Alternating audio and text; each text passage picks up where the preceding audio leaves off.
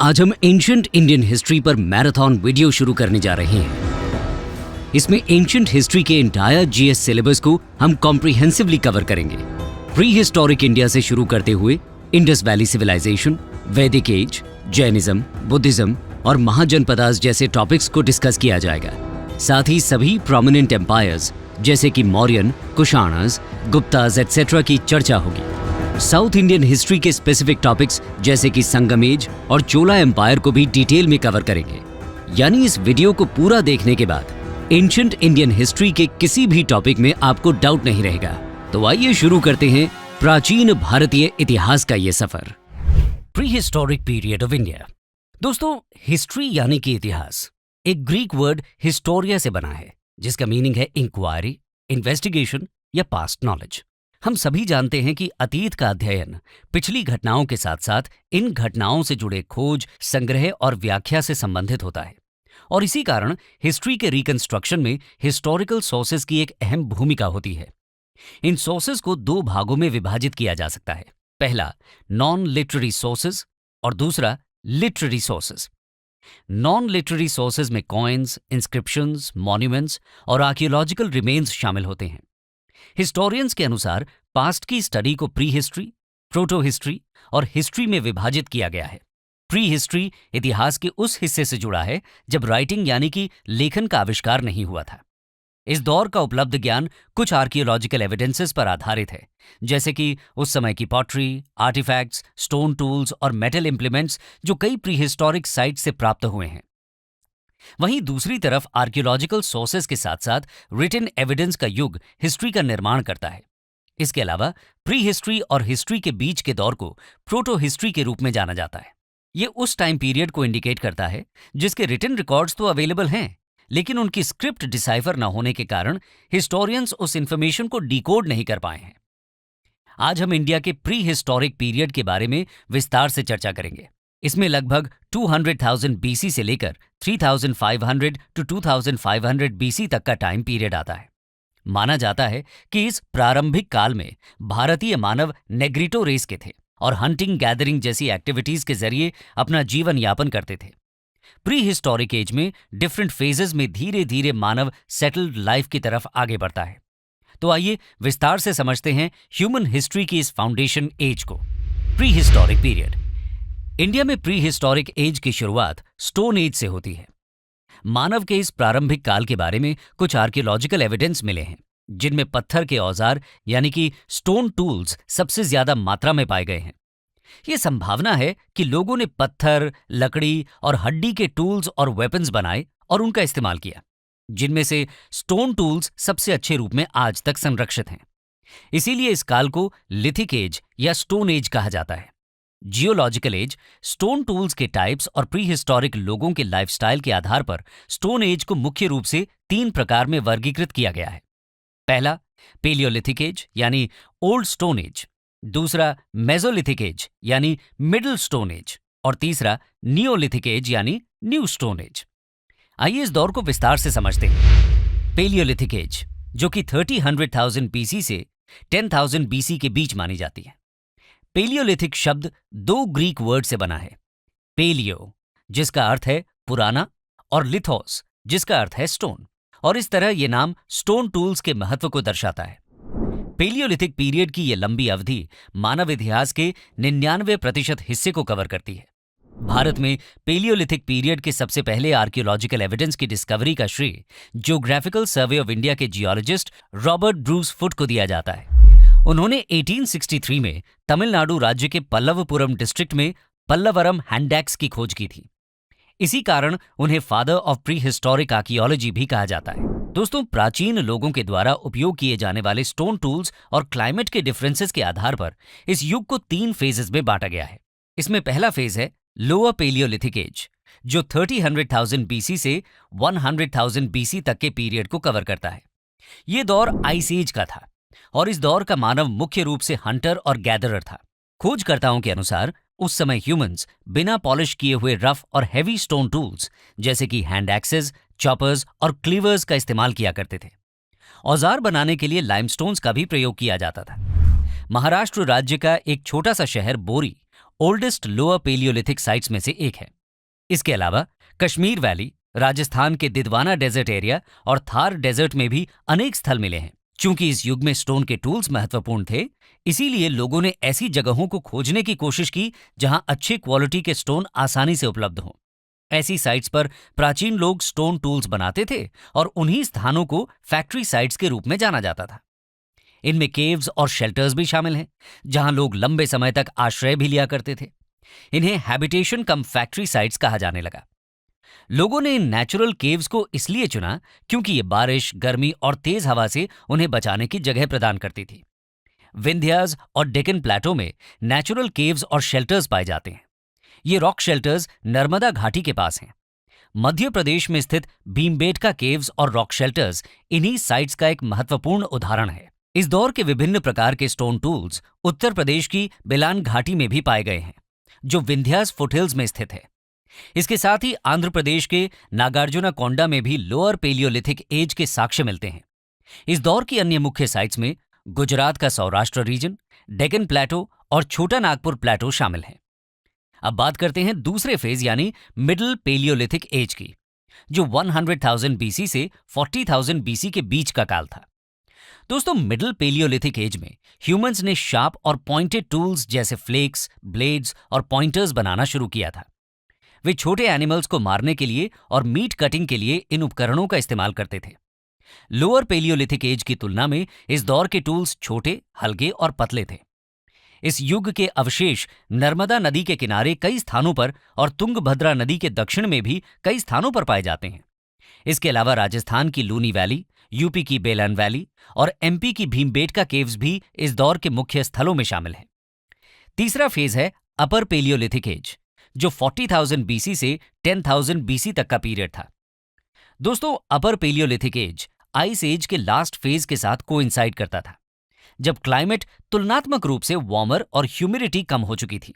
इस दौर को आधुनिक लोगों की उपस्थिति का प्रतीक माना जाता है। इस एज के साथ ही मॉडर्न ह्यूमन बीइंग स्पीशीज यानी कि होमो सेपियंस का उद्भव हुआ था। इस समय के स्टोन टूल्स में टेक्नोलॉजिकल एडवांसमेंट्स देखने को मिलते हैं। Needles, burins, fishing tools, parallel sided blades और बोरिंग टूल्स जैसे उपकरणों का आविष्कार इस दौर में हुआ। इंडिया में ब्लेड्स और ब्यूरिन्स के उपयोग के साक्ष्य Andhra Pradesh, Karnataka, Maharashtra, MP, southern UP, Jharkhand और आसपास के क्षेत्रों में पाए गए हैं। गुजरात सैंड ड्यून्स के अपर लेवल्स में भी ब्लेड्स, स्क्रैपर्स और फ्लेक्स जैसे टूल्स पाए गए हैं। इसके साथ ही बोन टूल्स जैसी विशेषता केवल आंध्र प्रदेश के कुर्नूल और मुच्छतला चिंतामणि गावी केव साइट्स पर पाए गए हैं। तो दोस्तों, अभी तक हमने पेलियोलिथिक एज को समझा। लगभग 12,000 बीसी से लेकर 10,000 बीसी तक की अवधि में क्लाइमेट चेंज के साक्ष्य पाए जाते हैं। इस समय के साथ ही मेसोलिथिक एज की शुरुआत हुई थी। तापमान में वृद्धि और जलवायु परिवर्तन के कारण आइस मेल्टिंग और फ्लोरा फौना में कई बदलाव हुए, और इसी के साथ ह्यूमंस की जीवन शैली और उपयोग में किए जाने वाले टूल्स में भी एडवांसमेंट्स देखने को मिले। आइए एक नजर डालते हैं मेसोलिथिक एज की विशेषताओं पर। Mesolithic age 10,000 BC to 6,000 BC. Mesolithic शब्द दो ग्रीक वर्ड्स मेसो और लिथोस से लिया गया है। लिथोस का अर्थ स्टोन होता है, ये तो हमने पहले ही समझ लिया है। मेसो का अर्थ होता है मिडल, इसीलिए प्री हिस्ट्री के इस मेसोलिथिक स्टेज को मिडिल स्टोन एज के रूप में भी जाना जाता है। मेसोलिथिक कल्चर पेलियोलिथिक की तुलना में अधिक मॉडर्न और डाइवर्सिटी के लिए जाना जाता है। गंगा प्लेन्स में फर्स्ट ह्यूमन कॉलोनाइजेशन इसी अवधि के दौरान हुआ था।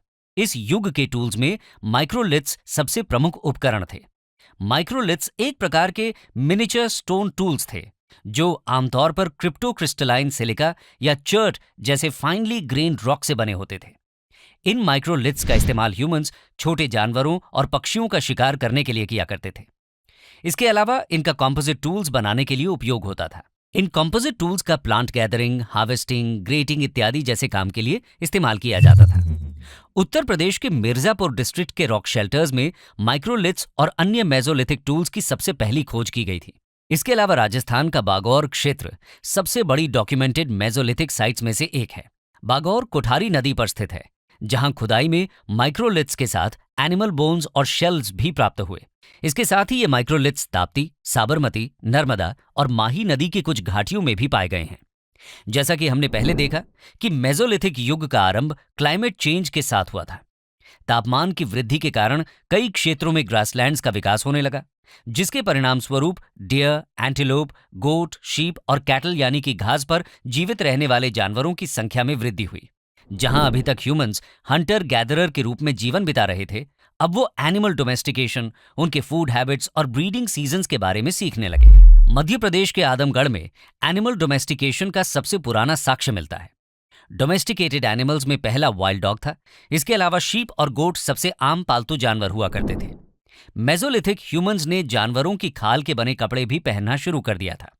इसके साथ साथ मेसोलिथिक एज वो दौर था जब सबकॉन्टिनेंट के विभिन्न भागों में व्हीट, बार्ली और राइस सहित कई और अनाज प्राकृतिक रूप से उगने लगे थे।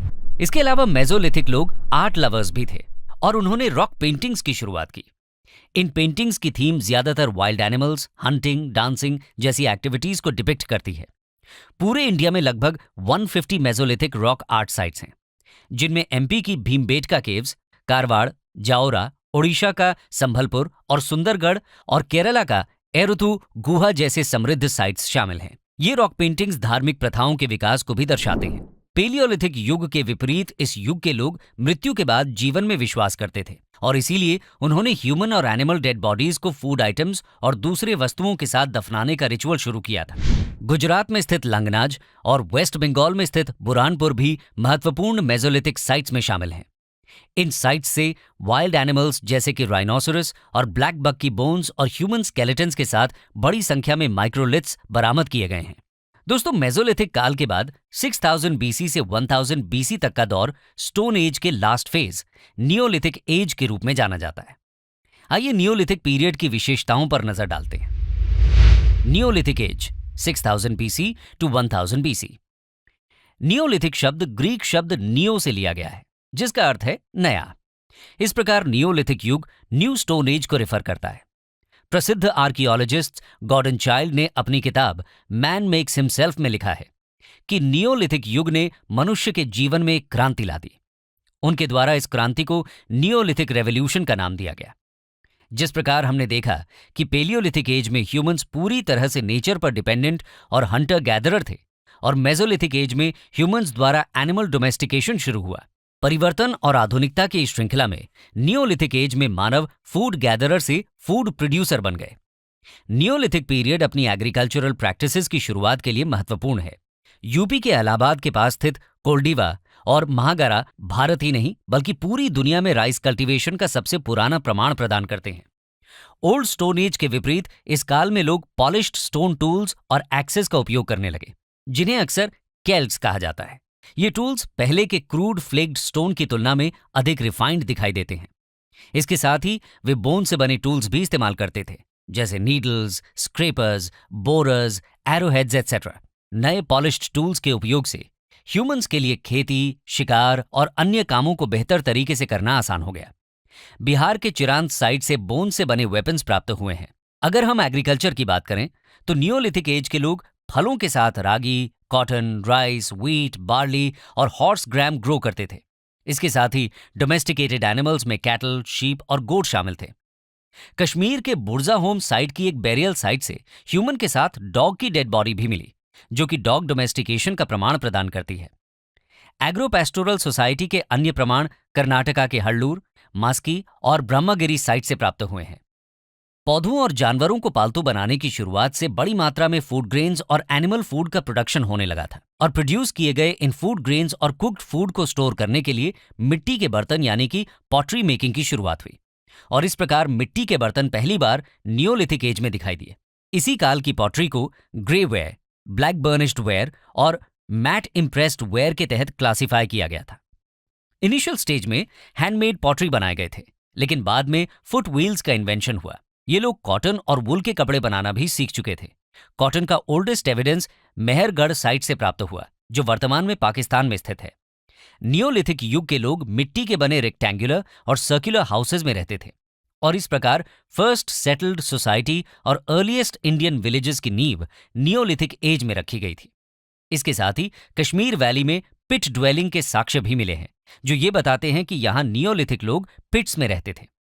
हालांकि इस काल में भी लोग पहाड़ी क्षेत्र और रिवर वैली से अधिक दूर नहीं रहते थे, क्योंकि वे तब भी पूरी तरह स्टोन टूल्स और वेपन्स पर निर्भर थे इसके साथ ही एग्रीकल्चर, पॉटरी और एनिमल डोमेस्टिकेशन के लिए नेचर से उन्हें नेचुरल रिसोर्सेज मिलते थे। नियोलिथिक एज के अंत के साथ स्टोन एज का भी अंत हुआ और इसी दौरान कई संस्कृतियों ने धातु यानी कि मेटल्स का उपयोग करना शुरू कर दिया। ज्यादातर ये मेटल्स कॉपर और लो ग्रेड ब्रॉन्ज थे। मेटल्स के उपयोग पर आधारित इस संस्कृति को चाल्कोलिथिक यानी कि कॉपर स्टोन फेज के रूप में जाना जाने लगा।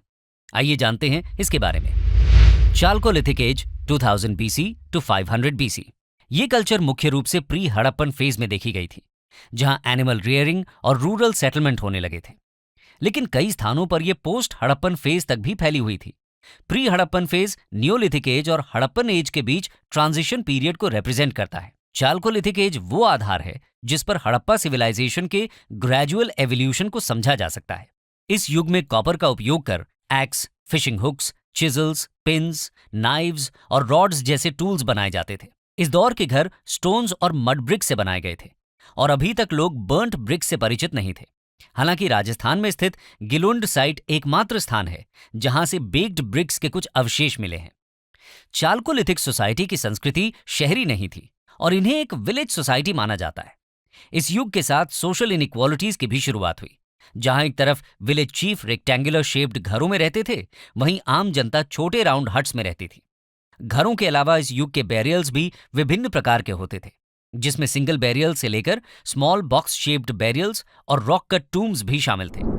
लोग डेड बॉडीज को पॉट्स और कॉपर ऑब्जेक्ट्स के साथ अपने घरों के फर्श पर नॉर्थ साउथ डायरेक्शन में दफनाया करते थे।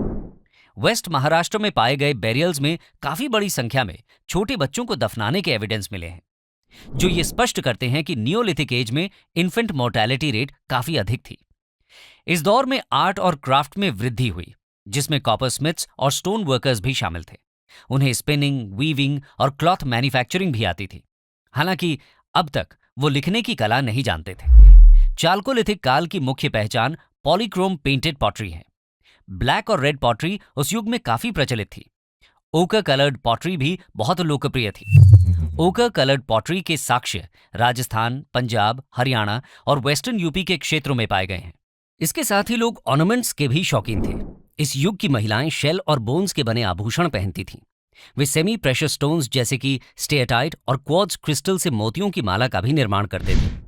चाल्कोलिथिक युग अनेक संस्कृतियों के लिए जाना जाता है। इन संस्कृतियों का नामकरण उनकी जियोग्राफिकल लोकेशन के आधार पर किया गया है, जैसे साउथ ईस्टर्न राजस्थान में स्थित आहार या बनास कल्चर, जो बनास घाटी के नाम से लिया गया है, जिसमें इस संस्कृति के अधिकांश साइट्स लोकेटेड हैं। ये भारत में सबसे पुरानी चाल्कोलिथिक कल्चर्स में से एक है। इस कल्चर के major excavated sites Udaipur, Bhilwara और राजसमंद डिस्ट्रिक्ट में स्थित हैं। यहां से स्टोन ब्लेड्स और राइस कल्टीवेशन के प्रमाण मिले हैं। इसके साथ ही रिच सिरेमिक ट्रेडिशन के भी साक्ष्य मिलते हैं। मेजर कल्चर में अगला नाम एमपी के उज्जैन में स्थित कायथा कल्चर का है। ये चंबल नदी की ट्रिब्यूटरी काली सिंध के तट पर स्थित है। इसके अलावा सेंट्रल इंडिया का सबसे प्रमुख चाल्कोलिथिक कल्चर मालवा कल्चर है, जो नर्मदा नदी के तट पर पूरे मालवा रीजन में फैला हुआ है। यहाँ से व्हीट, बाली, ऑयल सीड, ज्वार, राइस, लेग्यूम्स जैसे फूड ग्रेन्स के साथ टेराकोटा से बनी बुल फिगरीन्स भी प्राप्त हुए। वेस्टर्न महाराष्ट्र का जोरवे कल्चर प्रवरा नदी के तट पर स्थित है। अहमदनगर का दाइमाबाद क्षेत्र जोरवे कल्चर का एक प्रमुख स्थल है। यहाँ ब्रॉन्ज के बने elephants, rhinoceros, two wheeled chariot जैसे ऑब्जेक्ट्स प्राप्त हुए। अन्य प्रमुख साइट्स में बिहार का चिरांद, एमपी का नेवादा, गुजरात का रंगपुर और महाराष्ट्र का इमाम गांव और नासिक शामिल हैं। इस प्रकार कुल मिलाकर भारत में चाल्कोलिथिक साइट्स रीजनल डाइवर्सिटी को दर्शाते हैं। अभी तक हमने स्टोन एज के अलग अलग फेजेस के बारे में जाना। इन सभी पीरियड्स में जो बात कॉमन थी वो है स्टोन और टूल्स, यानी कि स्टोन का इस्तेमाल टूल्स या फिर वेपन बनाने के लिए किया जाता था। लेकिन 1000 बीसी के आसपास भारत में एक और पीरियड इमर्ज हुआ, जहां स्टोन्स का इस्तेमाल टूल्स के अलावा बैरियल्स और मेमोरियल्स यानी कि कब्र और स्मारक बनाने के लिए किया जाता था। और इस फेज को कहते हैं मेगालिथिक पीरियड। आइए देखते हैं इस फेज को थोड़े विस्तार से। Megalithic period 1000 to 500 BC. Megalith का शाब्दिक अर्थ बिग स्टोन्स होता है और इस कल्चर में एक सिंगल लार्ज स्टोन का उपयोग कर बैरियल्स या मेमोरियल्स का निर्माण किया जाता था। इन मेगालिथिक स्ट्रक्चर्स को दो श्रेणियों में विभाजित किया जा सकता है, एक पॉलीलिथिक टाइप और दूसरा मोनोलिथिक टाइप। पॉलीलिथिक स्ट्रक्चर को बनाने के लिए एक से अधिक स्टोन्स का उपयोग किया जाता था, और मोनोलिथिक स्ट्रक्चर में सिर्फ एक ही स्टोन से इस्तेमाल होता था। हालांकि ये स्ट्रक्चर्स भारत में कई जगहों पर पाए गए हैं, लेकिन मेगालिथिक कल्चर विशेष रूप से सदर्न इंडिया की विशेषता है। साउथ इंडिया में बड़ी संख्या में विभिन्न प्रकार के मेगालिथिक ग्रेव्स और मेमोरियल्स पाए गए हैं, जिनमें कर्नाटका के मास्की और गुलबर्गा क्षेत्र में मेनहीर मेगालिथिक बैरियल्स, आंध्र प्रदेश और केरला के हुड स्टोन मेमोरियल्स, केरला का अम्ब्रेला स्टोन ग्रेव शामिल हैं। इसके अलावा कर्नाटका के ब्रह्मगिरी और तमिलनाडु के चिंगलपट्टू में डोलमेन शेप्ड टूम और कोचिन के रॉक कट केव मेमोरियल्स पाए गए हैं। नॉर्दर्न इंडिया में ऐसे मेगालिथ्स कश्मीर के वास्तल और ब्रा और इसके साथ ही उत्तर प्रदेश के बांदा, इलाहाबाद, मिर्जापुर और वाराणसी डिस्ट्रिक्ट्स में पाए गए हैं। इसके अलावा महाराष्ट्र में अधिकांश स्मारक विदर्भ रीजन में पाए गए हैं। खोजकर्ताओं को इन सभी बैरियल्स में कुछ कॉमन फीचर्स मिले। आमतौर पर डेड बॉडीज के साथ रेड और ब्लैक वेयर पॉट्स को दफनाया जाता था। इसके अलावा आयरन के बने टूल्स, वेपन्स और स्टोन और गोल्ड के ऑर्नामेंट्स भी मिले। इसके साथ ही कुछ बैरियल्स के स्केलेटन्स के साथ हॉर्स और हॉर्स इक्विपमेंट मिले, तो कभी डोमेस्टिक एनिमल्स जैसे कि बफलो, शीप और गोट। उदाहरण स्वरूप कर्नाटका के ब्रह्मगिरी साइट में स्केलेटन के साथ 33 गोल्ड बीड्स, 2 स्टोन बीड्स और 4 कॉपर बैंगल्स मिले। वहीं दूसरी ओर अनेकों साइट से सिर्फ कुछ पॉट्स मिले। स्केलेटन्स के साथ मिली ये वस्तुएं संभवतः उन्हीं डेड पर्सन से जुड़ी रही होंगी। इन खोजों से पता चलता है कि दफनाने वाले लोगों के बीच सोशल स्टेटस का अंतर था। कुछ अमीर थे तो कुछ गरीब, कुछ मुखिया थे तो कुछ आम लोग। इस युग में हाई क्वालिटी रेड और ब्लैक पॉटरी का उपयोग इसकी खास विशेषता है। ये ध्यान देना काफी इंटरेस्टिंग है कि नॉर्थ और साउथ दोनों ही रीजन्स में मेगालिथिक बैरियल्स के साथ ब्लैक और रेड पॉटरीज मिले। इन पॉटरीज में कुछ रीजनल वेरिएशंस भी जरूर दिखे, लेकिन इन्हें बनाने की तकनीक, उसकी साज सज्जा में कोई बड़ा अंतर नहीं था। इसके अलावा इन मेगालिथिक बैरियल्स में आयरन ऑब्जेक्ट्स की खोज से यह पता चलता है कि यह कल्चरल पीरियड आयरन एज से जुड़ा हुआ होगा। आर्कियोलॉजिकल एविडेंस के हिसाब से इंडिया में आयरन का इस्तेमाल 1000 बीसी से 500 बीसी के बीच विस्तृत रूप से होने लगा था। जहां एक ओर इस दौर में आयरन टूल्स और वेपन्स आम हो गए थे, वहीं इसके साथ साथ डेटेड लिटरेचर भी लिखा जाने लगा था। इस प्रकार मेगालिथिक पीरियड आयरन एज की उस अवधि को मार्क करता है जहां प्री हिस्ट्री की समाप्ति और हिस्ट्री की शुरुआत का एक ट्रांजिशन फेज देखने को मिलता है। कंक्लूजन दोस्तों, भारत के प्री हिस्टोरिक एज में स्टोन एज, कॉपर एज और आयरन एज तीनों शामिल थे। प्री हिस्टोरिक इंडिया ने आइस एज के साथ साथ होमो सेपियंस के उद्भव को भी देखा। इस चर्चा को कंक्लूड करते हुए हम ये कह सकते हैं कि pre historic culture human evolution और डेवलपमेंट के ग्रेजुअल और फंडामेंटल फेज को रेफर करती है। प्री हिस्टोरिक पीरियड के चाल्कोलिथिक फेज के दौरान ही प्रोटो हिस्टोरिक पीरियड यानी हड़प्पन सिविलाइजेशन की नींव पड़ने लगी थी, जिसे हम आगे आने वाले वीडियो लेक्चर्स में देखेंगे। Indus valley civilization, history and geography. दोस्तों, आज हम बात करने वाले हैं इंडस वैली सिविलाइजेशन की, जो भारत के इतिहास का सबसे पुराना और दुनिया में सबसे पुराने अर्बन सिविलाइजेशंस में से एक है। इंडस वैली सिविलाइजेशन यानी आईवीसी आज से लगभग 4500 सालों पहले 2600 बीसीई में एक अर्बन सिविलाइजेशन की तरह एग्जिस्टेंस में आया। और जब दुनिया भर में बार्बरिज्म का दौर था, तब इंडस वैली सभ्यता के पैमानों को सेट कर रही थी। इंडस वैली सिविलाइजेशन के बारे में जानकारी मिलना हमारे इतिहास का वो पहलू है जिसने कोलोनियलिज्म जैसे ऑप्रेसिव सिस्टम के कल्चरल हेजेमनी को चैलेंज करने में भी हेल्प किया। वो कल्चरल हेजेमनी जो हमें ये बताती रही कि केवल वेस्ट ही सिविलाइज्ड है और ईस्ट हमेशा से अनसिविलाइज्ड, बारबेरिक और अनकल्चर्ड था, जिसके पास गर्व करने जैसा कुछ नहीं है। इससे जन्म हुआ व्हाइट मैन्स बर्डन नाम के आइडिया का, जिसके बेसिस पर ब्रिटिशर्स अपने 200 साल लंबे रूल को मॉरली जस्टिफाई करते रहे। यहां तक कि फेमस इंग्लिश फिलोसोफर J.S. मिल, जो डेमोक्रेसी और फ्रीडम के बड़े सपोर्टर थे, उन्होंने भी ब्रिटिश कोलोनियलिज्म को जस्टिफाई करते हुए टॉलरेंट इंपीरियलिज्म को प्रमोट किया और क्लेम किया कि ब्रिटिशर्स इंडिया में हमारी भलाई और हमें सिविलाइज करने के लिए आए थे। लेकिन वेस्ट का ये घमंड तब टूटने लगा जब अलेक्जेंडर कनिंघम ने आर्कियोलॉजिकल सर्वे ऑफ इंडिया यानी ASI ने 19th सेंचुरी में कई मेजर आर्कियोलॉजिकल एक्सकेवेशंस किए, जिसमें सारनाथ, सांची स्तूपा और महाबोधि टेम्पल जैसे ब्रिलियंट एंशिएंट आर्किटेक्चर्स इन्वॉल्व थे। लेकिन इनमें सबसे जबरदस्त डिस्कवरी 1921 में इंडियन आर्कियोलॉजिस्ट दयाराम साहनी ने की, जब उन्होंने हड़प्पा का एक्सटेंसिव एक्सकेवेशन किया। इस डिस्कवरी ने दुनिया भर के इतिहासकारों को हैरान करके रख दिया, क्योंकि ये अपने समय में वेल प्लान्ड अर्बनाइजेशन का एक ऐसा अनोखा नमूना था जो हमें आज भी इंस्पायर करता है। इस डिस्कवरी ने ब्रिटिशर्स का मिथ बर्स्ट करते हुए ये बताया कि जब यूरोप बार्बरिज्म से जूझ रहा था, तब इंडिया में एक अर्बन सिविलाइजेशन हर रोज नई ऊंचाइयां छू रहा था। ये कहानी उसी इंडस वैली सिविलाइजेशन की है जिसने भारतीयों को खुद के इतिहास पर गर्व करने का एक मौका दिया और दुनिया को यह बताया कि सभ्यता पर वेस्ट की मोनोपोली नहीं हो सकती। तो आइए पहले हम इंडस वैली के कुछ मेजर फीचर्स को समझ लेते हैं जो हमें यहां के बाकी पहलुओं को जानने में मददगार होंगे। Basic features. दोस्तों, इंडस वैली सिविलाइजेशन टाइटल पहली बार जॉन मार्शल ने यूज किया, लेकिन इसे हड़प्पन सिविलाइजेशन भी बोला जाता है। और आईवीसी एशिया के 3 और major civilizations Mesopotamia, ancient Egypt और चाइना का समकालीन था, और इंडस वैली के मेसोपोटामिया के साथ ट्रेड रिलेशंस के एविडेंसेस भी हैं। इंडस वैली की सिटीज एग्रीकल्चरल सरप्लस पर बेस्ड अर्बन टाउन्स थे, पर यहां की इकोनॉमी मर्केंटिलिज्म पर भी बेस्ड थी, जहां से मैसिव एक्सपोर्ट्स सी और लैंड रूट्स दोनों से होते थे। इस कॉन्टेक्स्ट में अब हम इंडस वैली के एक्सकेवेशंस के इतिहास को ब्रीफली समझेंगे। Excavations in British India and independent India. दोस्तों, वैसे तो हड़प्पन रूइंस का सबसे पुराना रिकॉर्ड ईस्ट इंडिया कंपनी के सोल्जर चार्ल्स मैसन की किताब narrative of various journeys in Balochistan, Afghanistan and the Punjab में मिलता है, जो उन्होंने 1842 में लिखी थी। एक और बात ध्यान देने वाली यह है कि ब्रिटिश इंपीरियलिज्म एक सिस्टमैटिक प्रॉब्लम थी, ना कि इंडिविजुअल। ऐसा इसलिए क्योंकि कई ब्रिटिशर्स जैसे अलेक्जेंडर कनिंघम ने इंडिया के एंशिएंट कल्चर और सिविलाइजेशनल हिस्ट्री को महत्व देते हुए उस पर रिसर्च को प्रमोट भी किया। यही वजह है कि 1853 में अलेक्जेंडर कनिंघम को भी शायद आईवीसी के बारे में पता चला जब उन्होंने हड़प्पा को विजिट किया, लेकिन इसका सिग्निफिकेंस वो शायद समझ नहीं पाए।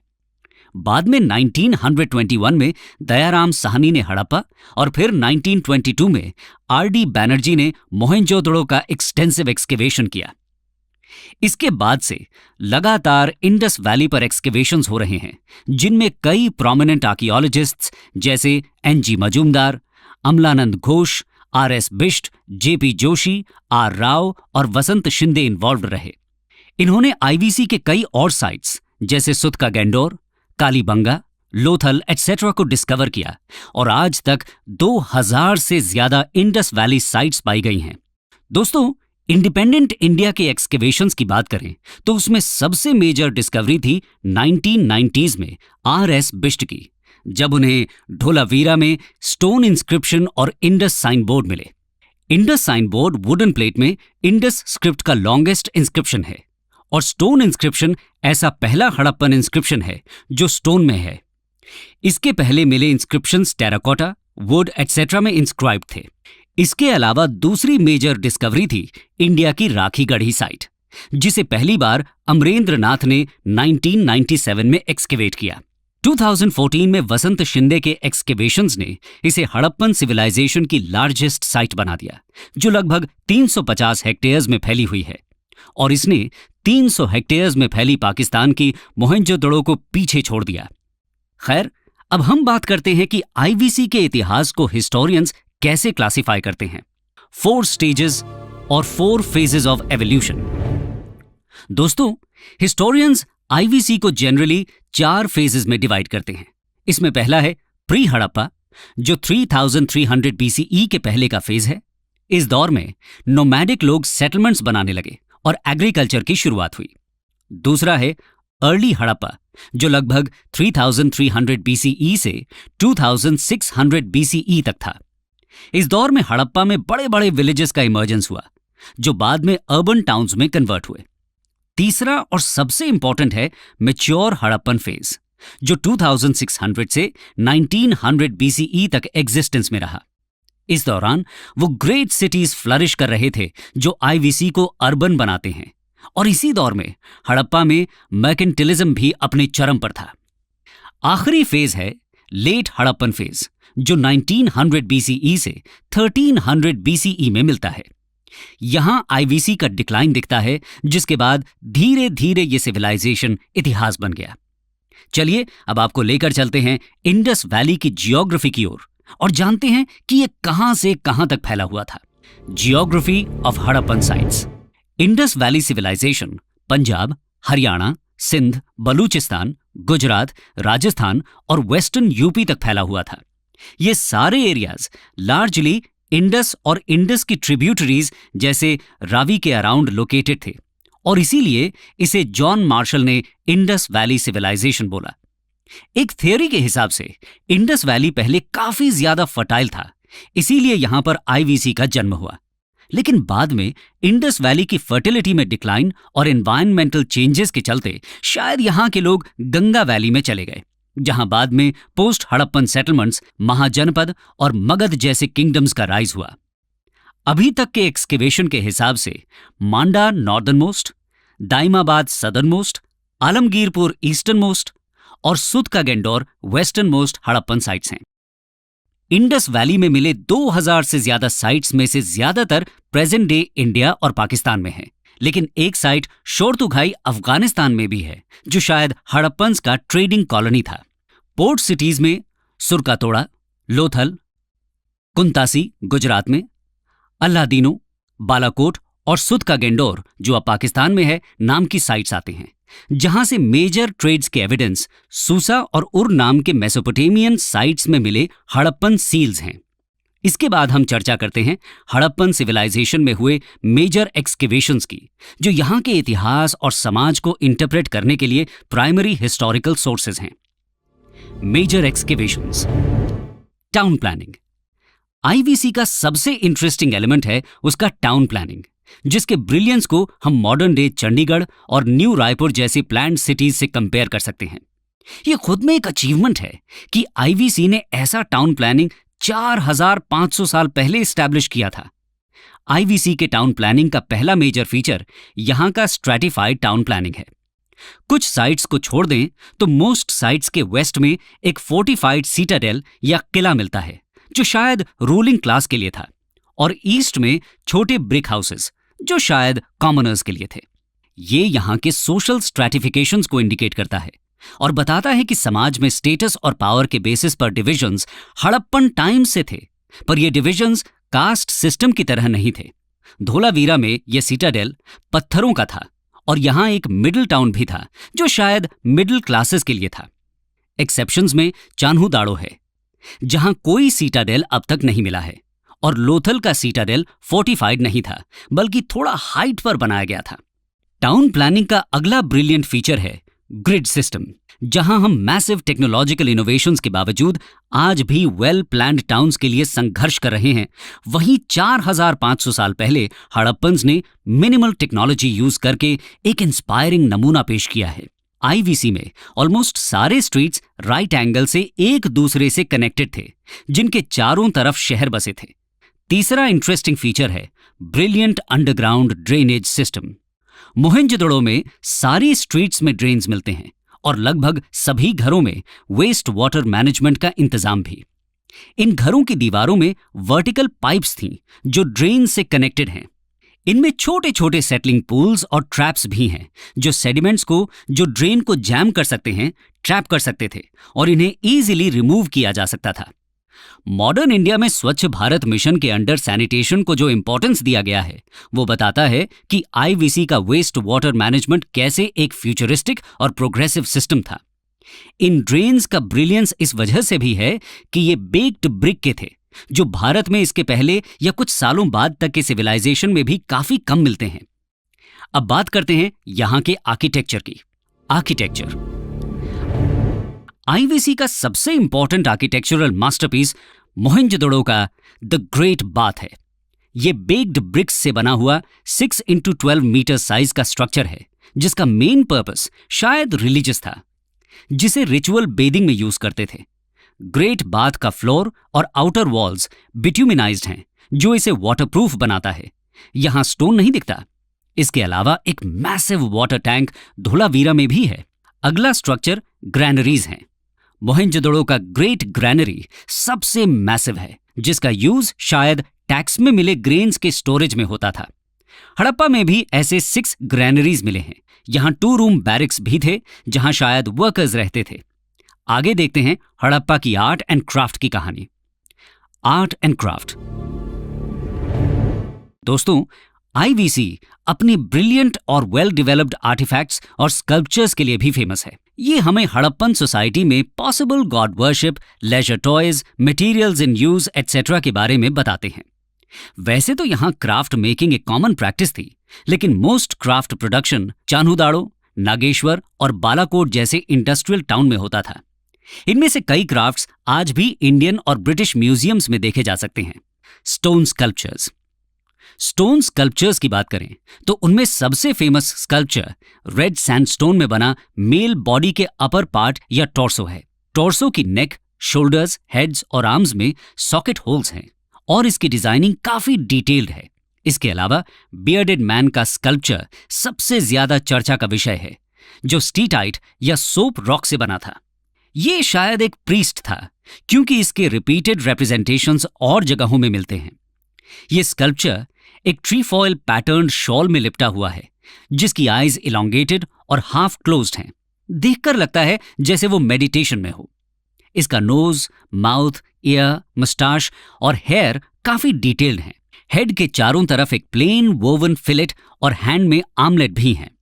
ट्रेफॉयल पैटर्न शॉल ये इंडिकेट करती है कि यहां एम्ब्रॉयडरी प्रैक्टिस में थी। Bronze casting.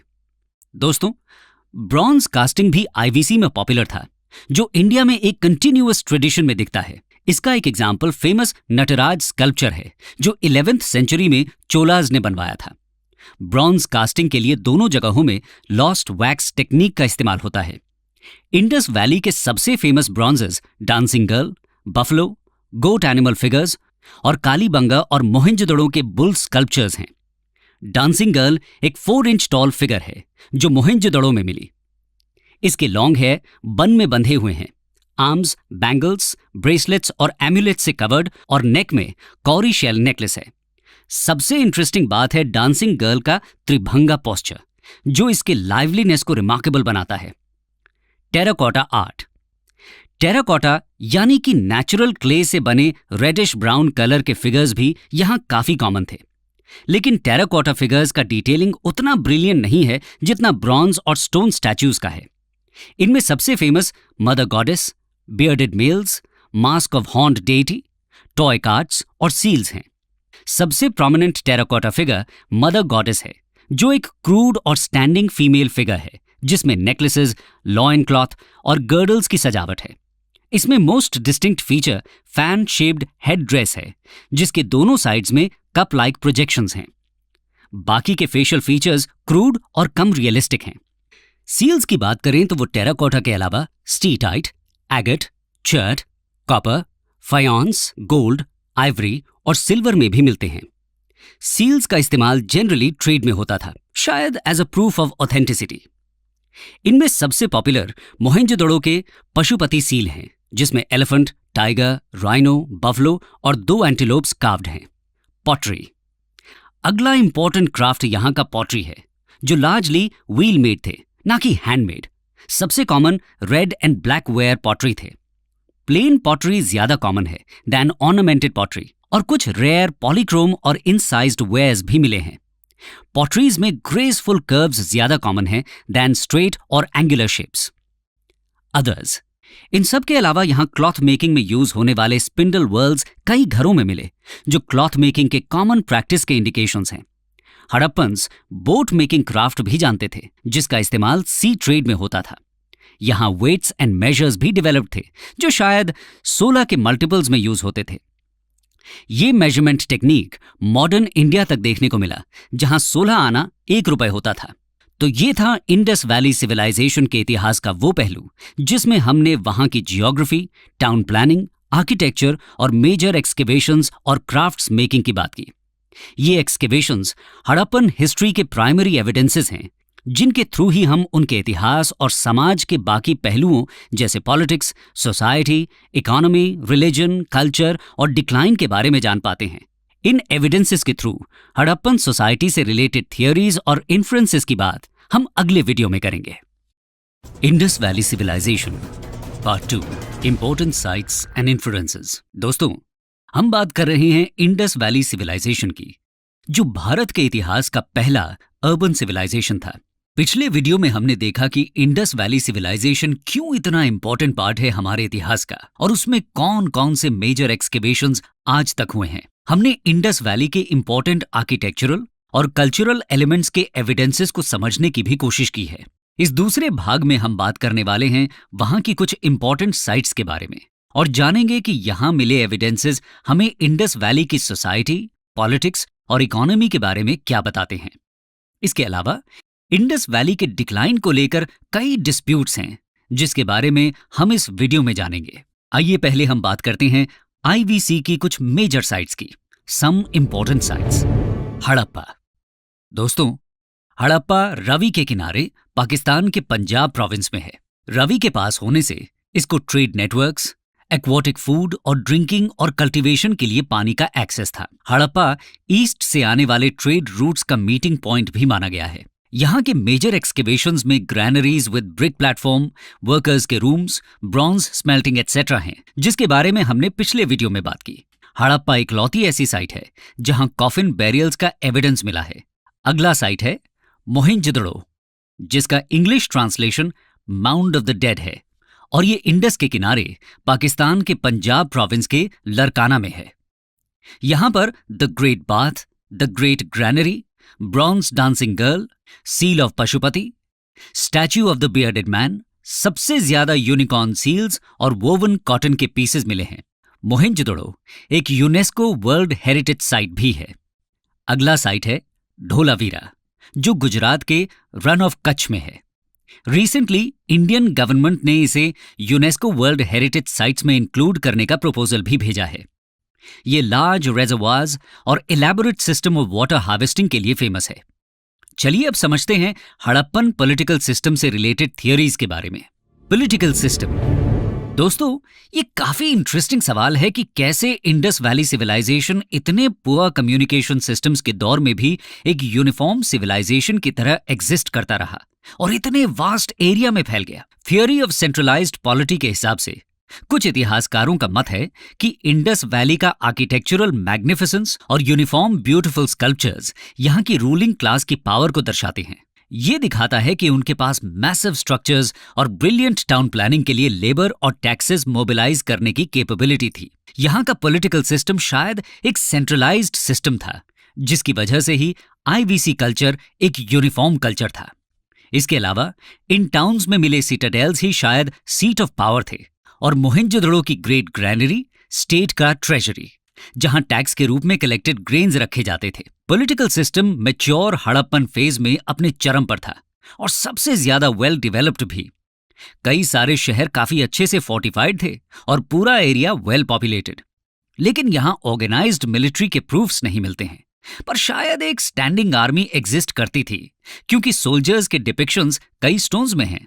यहां किसी भी तरह के टेंपल का आर्कियोलॉजिकल एविडेंस न मिलना ये इंडिकेट करता है कि शायद यहां प्रीस्ट्स का रूल नहीं था और पॉलिटी सेक्युलर थी। यहां के रूलर्स के लिए ट्रेड एंड कॉमर्स ज्यादा इंपॉर्टेंट था दैन कॉन्क्वेस्ट्स, और शायद ये रूलर्स लार्जली मर्चेंट्स थे। लेकिन पॉलिटी के बारे में ये इन्फरेंस कंक्लूसिव नहीं है, क्योंकि दूसरी थियोरी के हिसाब से शायद यहां सिंगल सेंट्रलाइज्ड स्टेट नहीं था, बल्कि हड़प्पन सिटीज में अलग अलग रूलर्स थे जो हर अर्बन सेंटर को रिप्रेजेंट करते थे, शायद वैसे ही जैसे मिडीवल इटालियन सिटी स्टेट्स जैसे फ्लोरेंस, वेनिस, जेनोआ, मिलान एटसेट्रा थे।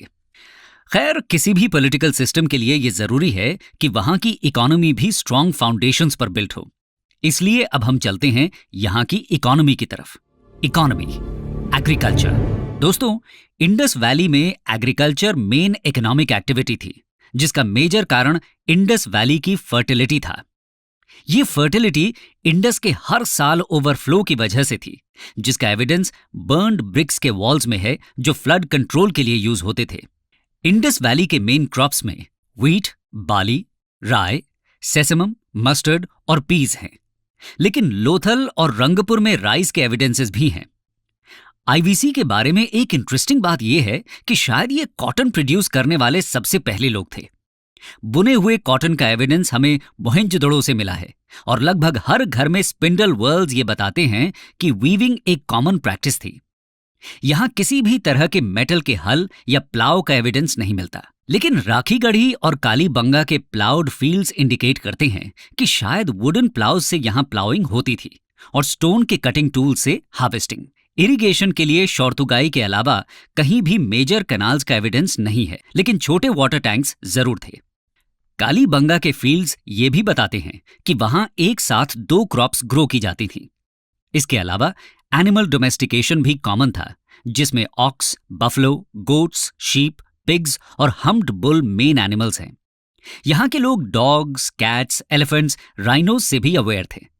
डोंकी और कैमल्स का यूज प्लाउइंग और ट्रेड में होता था। सबसे चौंका देने वाली बात यह है कि हड़प्पन्स हॉर्स से अवेयर नहीं थे, क्योंकि उस पर कोई कंक्लूसिव एविडेंस नहीं मिला है। मोहेंजोदड़ो में एक टेराकोटा का हॉर्स लाइक क्रीचर और सूरकोटड़ा में हॉर्स लाइक एनिमल के स्केलेटन्स हैं, लेकिन ये दावा नहीं कर सकते कि वो हॉर्सेज ही हैं। खैर, विवाद से अलग ये तो साफ है कि फ्यूचर सिविलाइजेशन से अलग हड़प्पन सिविलाइजेशन हॉर्स सेंट्रिक बिल्कुल नहीं था। एग्रीकल्चर के अलावा ट्रेड एंड कॉमर्स भी हड़प्पन इकोनॉमी का क्रूशियल कंपोनेंट था। तो आइए अब हम हड़प्पन ट्रेड एंड कॉमर्स के बारे में जानते हैं। Economy, trade and commerce. Granaries में मिले सील्स, यूनिफॉर्म स्क्रिप्ट और वेट्स एंड मेजर्स यहां ट्रेड का इंपॉर्टेंस दिखाते हैं। इस ट्रेड में लोथल इंपॉर्टेंट पोर्ट था, जो गल्फ ऑफ खंबाट में है। ट्रेड लार्जली बार्टर सिस्टम पर बेस्ड था, यानी कि यहां करेंसी यूज में नहीं थी। आईवीसी के कमर्शियल लिंक्स टाइग्रिस और यूफ्रेटीज रिवर्स तक मिलते हैं। मेसोपोटामिया के रिकॉर्ड्स मेलुआ नाम के सिविलाइजेशन का जिक्र करते हैं, जिसमें दिलमुन यानी Bahrain, Kuwait, Qatar, eastern Saudi और मगन यानी ओमान इंपॉर्टेंट ट्रेडिंग साइट्स थे। मेलुआ शायद इंडस वैली के लिए ही यूज होता था। हड़प्पन्स के इंपॉर्टेंट ट्रेडिंग गुड्स में terracotta pots, gold, silver, metals, beads, seashells, pearls, coloured gemstones जैसे लैपिस लाजुलाई और टर्कोइस इंक्लूडेड हैं। शौर्तुगाई लैपिस लाजुलाई के लिए, Lothal carnelian trade, Khetri mines copper import, Afghanistan tin और सिल्वर इंपोर्ट और साउथ इंडिया गोल्ड ट्रेड के लिए फेमस थे। चलिए अब समझते हैं कि हड़प्पा में सोसाइटी और रिलीजन के बारे में आर्कियोलॉजिकल एविडेंसेस हमें क्या जानकारी देते हैं। सोसाइटी, तो जानते हैं सोसाइटी के बारे में। यहां के समाज में शायद एक वेल एस्टैब्लिश्ड सोशल हायरार्की थी, जो सिटाडेल और लोअर टाउन्स की एग्जिस्टेंस में दिखता है। सोशल डिफरेंशिएशन यहां के रेजिडेंशियल स्ट्रक्चर्स के डिफरेंसेस में भी है। कुछ स्ट्रक्चर्स छोटे और कुछ बड़े हैं।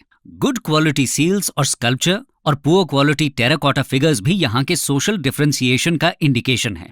वैल्यूएबल मटेरियल्स के रेयर ऑब्जेक्ट्स भी मोस्टली बड़े सेटलमेंट्स में मिले, यानी यहां एक रीजनल डिवाइड भी था। फॉर इंस्टेंस, फायोन्स के मिनिएचर पॉट्स सिर्फ हड़प्पा और मोहेंजोदड़ो में हैं, लेकिन कालीबंगा जैसी साइट्स में नहीं। हड़प्पन्स के फैशन सेंस को भी काफी प्रेज किया जाता है, जो यहां के वाइड स्प्रेड बीड्स और ऑर्नामेंट्स में दिखता है।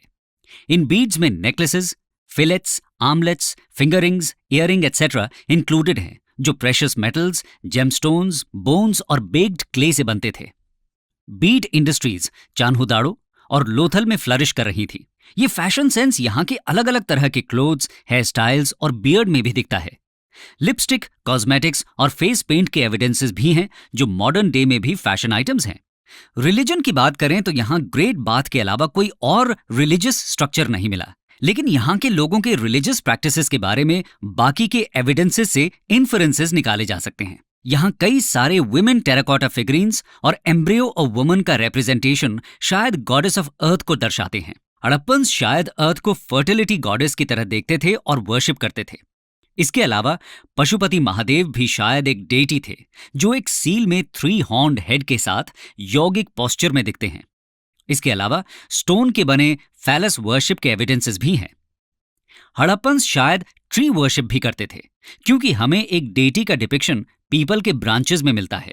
एनिमल वर्शिप का सबसे important evidence 1 horned unicorn seal है। कई और एनिमल्स का सील्स में रिप्रेजेंटेशन भी एनिमल वर्शिप को इंडिकेट करता है। यहां एम्युलेट्स का मिलना बताता है कि शायद ये इविल फोर्सेस में भी विश्वास करते थे। इन सब के बाद सवाल ये उठता है, क्या हड़प्पन कल्चर में लैंग्वेज का एग्जिस्टेंस था? चलिए आइए देखते हैं। Language and script. दोस्तों, हड़प्पन सिविलाइजेशन में लैंग्वेज की बात करें तो ये एक प्रोटो हिस्टोरिक सोसाइटी थी, यानी यहां रिटन एविडेंसेस तो मिले लेकिन स्क्रिप्ट डिकोड नहीं हुई है। हड़प्पन्स ने आर्ट ऑफ राइटिंग को इन्वेंट तो किया, लेकिन ये शायद अंडर डेवलप्ड थी। हड़प्पन स्क्रिप्ट लार्जली पिक्टोग्राफिक है, यानी उसमें अल्फाबेट्स की जगह डायग्रामेटिक सिंबल्स हैं। इनकी राइटिंग स्टाइल को बूस्ट्रोफिडॉन बोलते हैं, जो राइट टू लेफ्ट और फिर लेफ्ट टू राइट लिखी जाती थी।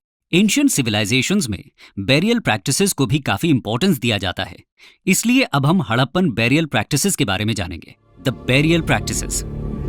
मोहेंजोदड़ो में 3 तरह के बेरियल्स हैं: कंप्लीट बेरियल, फ्रैक्शनल बेरियल्स और पोस्ट क्रिमेशन बेरियल। फ्रैक्शनल बेरियल्स में डेड बॉडी को पहले वाइल्ड बीस्ट्स और बर्ड्स के लिए छोड़ दिया जाता था और बाद में बचे हुए बोन्स को बेरी किया जाता था। सबसे कॉमन बेरियल प्रैक्टिस थी एक्सटेंडेड इनह्यूमेशन की, जिसमें हेड जनरली नॉर्थ की तरफ होता था। हड़प्पा में वुडन कॉफिन और रेडिश क्लॉथ में लिपटी बॉडीज मिली हैं और सूट कोटड़ा से पॉट बेरियल के एविडेंसेस। लोथल में डबल बेरियल का एविडेंस मिला है, जहां मेल और फीमेल बॉडीज को साथ में दफन किया गया था। इस पर्टिकुलर केस में फीमेल स्केलेटन में हेड इंजरी है, जिसके चलते क्लेम किया गया कि शायद यहां विडो सैक्रिफाइस जैसी प्रैक्टिसेस थी। लेकिन बाद में राखीगढ़ी में 2019 में मिले डबल बेरियल में ऐसा कोई इंजरी नहीं मिला। ऐसे डबल बेरियल का वाइड स्प्रेड एक्सिस्टेंस न होना ये इंडिकेट करता है कि विडो सैक्रिफाइस की थियोरी शायद वीक है। इसके अलावा बेरियल्स में पॉटरी और बाकी के आर्टिफैक्ट्स जैसे बैंगल्स और बीड्स आफ्टर लाइफ में बिलीफ को इंडिकेट करते हैं। बेरियल्स के आर्टिफैक्ट में क्वालिटेटिव डिफरेंसेस यहां सोशल हायरार्की की थ्योरीज को सपोर्ट करते हैं। तो ये थी हड़प्पा की सोसाइटी, कल्चर, पॉलिटी और इकोनॉमिक्स की कहानी। लेकिन दोस्तों, इतनी मैग्निफिसेंट सिविलाइजेशन के बारे में इतिहासकार कहते हैं कि ये मिस्टीरियस तरीके से खत्म हो गया। तो आइए समझते हैं हड़प्पन डिक्लाइन को। Theories of decline. दोस्तों, हड़प्पन डिक्लाइन पर काफी विवाद है और 100% सर्टेनिटी के साथ कोई भी थियोरी प्रूव्ड नहीं है। 1900 बीसी के आसपास कई इंडस सिटीज खाली हो गई और हिस्टोरियंस मानते हैं कि ये प्रोसेस 1700 बीसी के आसपास स्टार्ट हुआ। एक थियोरी के हिसाब से हड़प्पा का डिस्ट्रक्शन इन्वेडर्स ने किया।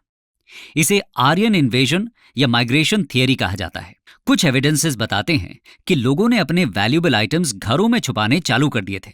ये शायद एक इन्वेजन के डर से था। 1920s में मोहेंजोदड़ो में 39 मेल, फीमेल और चिल्ड्रन के स्केलेटन्स मिले और ये प्रिडिक्ट किया गया कि शायद ये आउटसाइड इन्वेजन में मारे गए थे। लेकिन बाद में पता चला कि केवल 2 स्केलेटन्स में सोर्ड जैसे अटैक के मार्क्स हैं और वो भी पुराने घाव थे। इसके अलावा यहां किसी भी बैटल का कोई डायरेक्ट एविडेंस नहीं मिलता। हो सकता है कि मोहेंजोदड़ो के ये 39 लोग किसी डिजीज से मारे गए हों। आर्यन थियोरी के ऊपर डिबेट्स आज भी जारी हैं, स्पेशली बायोलॉजी और जेनेटिक स्टडीज में। 2019 में जर्नल्स सेल और साइंस में पब्लिश्ड 2 स्टडीज ने आर्यन इन्वेजन थियोरीज पर डिबेट फिर से शुरू किया। इन जर्नल्स में पब्लिश्ड स्टडीज का इंटरप्रिटेशन मीडिया में अलग अलग तरीके से हुआ। कुछ ने कहा कि इन स्टडीज ने आर्यन माइग्रेशन को डिस्प्रूव कर दिया, लेकिन कुछ रिपोर्ट्स ने कहा कि इन स्टडीज का मिस रिप्रेजेंटेशन हुआ है। स्क्रोल में पब्लिश्ड एक रिपोर्ट के हिसाब से इन स्टडीज में इन्वॉल्व्ड मोस्ट स्कॉलर्स ने आउटराइटली आर्यन थियोरी को रिजेक्ट नहीं किया है, एक्सेप्ट फ्यू। अगली थियोरी एनवायरमेंटल फैक्टर्स को हड़प्पन डिक्लाइन का जिम्मेदार बताती है। कहते हैं कि 1700 बीसीई में यमुना और सतलज दोनों पुराने कोर्सेज को अबैंडन कर नए कोर्स में फ्लो होने लगी और हाकरा घग्गर भी इसी दौर में ड्राई अप हो गई। इसके चलते यहां वाटर सप्लाई कम हो गया। इसके अलावा इस दौर में रेनफॉल भी कम हुई। सॉइल की फर्टिलिटी में रिडक्शन ने सीरियल प्रोडक्शन को कम कर दिया और अर्बन लोग स्टारवेशन से मर गए। कुछ स्कॉलर्स सडन फ्लडिंग को भी जिम्मेदार मानते हैं। रोचेस्टर इंस्टीट्यूट ऑफ टेक्नोलॉजी के मैथमेटिशियन और साइंटिस्ट निशांत मलिक ने chaos and interdisciplinary journal of non linear science में क्लेम किया कि क्लाइमेट चेंज हड़प्पा के डिक्लाइन का मेन कारण था। यह प्रिडिक्शन एक मैथमेटिकल मॉडलिंग के बेसिस पर था। इसके अलावा स्टैनफोर्ड यूनिवर्सिटी के जियोफिजिसिस्ट्स मनिका प्रसाद और आमोस नूर के हिसाब से अर्थक्वेक आईवीसी के डिक्लाइन का मेजर रीजन था। वैसे तो ये रीजन टेक्टोनिकली इनएक्टिव माना जाता है, लेकिन 2001 में हुए अर्थक्वेक एक्टिविटीज के बाद इन रिसर्चर्स ने हिस्टोरिक और करंट साइज्मिसिटी के डेटा को यूज करके कहा कि यहां अर्थक्वेक का इतिहास काफी पुराना है। इनका कहना है कि धोलावीरा में लगभग 2200 BCE और कालीबंगा में 2900 और 2700 BCE में मैसिव अर्थक्वेक्स के आर्कियोलॉजिकल एविडेंसेस भी हैं। ट्रेड कोलैप्स थ्योरी की माने तो मेसोपोटामिया में पॉलिटिकल क्राइसिस के चलते ट्रेड नेटवर्क्स कोलैप्स हो गए, जो आईवीसी के अर्बन सेंटर्स के डिक्लाइन का कारण बना। कारण कुछ भी हो, लेकिन ये फैक्ट है कि 1900 BCE से हड़प्पन सिटीज का ग्रैंडियर कम होने लगा और लोग इंडस वैली से शिफ्ट होकर बाकी के एरियाज में फैल गए, जहां पोस्ट हड़प्पन कल्चर का जन्म हुआ। ये हड़प्पा से काफी बैकवर्ड था। इसमें इंपॉर्टेंट कल्चर्स मालवा कल्चर, आहार कल्चर और जोरवे कल्चर हैं, जो प्राइमरीली चालकोलिथिक यानी कॉपर डोमिनेटेड सोसाइटीज थी और ये हड़प्पा से काफी अलग थीं। आईवीसी के बाद ऐसा प्रोमिनेंट सिविलाइजेशनल ग्रोथ हमें 1500 सालों बाद महाजनपद और मगध में दिखा, लेकिन तब तक largely Indian society village dominated ही रही। तो दोस्तों, ये थी कहानी इंडस वैली सिविलाइजेशन की, जिसके अचीवमेंट्स हमें आज भी इंस्पायर करते हैं।